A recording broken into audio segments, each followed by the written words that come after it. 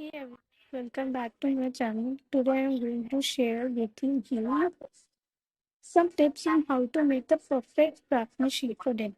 So, phase two admissions. Whether you are a fresh high school graduate or someone looking to switch colleges, these three things should be kept in mind while making your preference. First, let's talk about college legacy.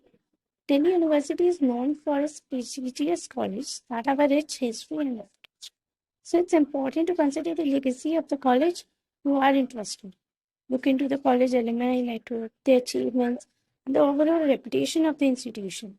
This will give you an idea of the kind of environment and opportunities you can expect. Next up, let's discuss placements. One of the main reasons why we pursue higher education is to get a good job in the future. So it's critical to research and analyze the placement records of different colleges within Delhi University.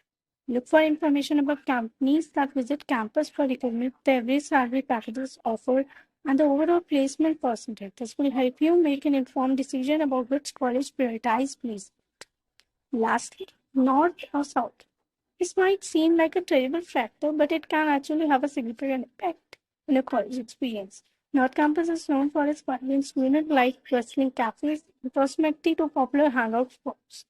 On the other hand, South Campus offers a more peaceful and scenery atmosphere with the beautiful green spaces. Consider your personal preferences and lifestyle choices when deciding between the two. And the last, you can offer off campus. Remember, these are just three important factors to consider while making a preference sheet for Delhi University phase 2. It's essential to do through research, visit college websites, and talk to current students or alumni to gather more information. Your preference sheet should reflect your goals, interests, and aspirations. If you have any doubt, you can tell in the comment section. I will definitely answer your query.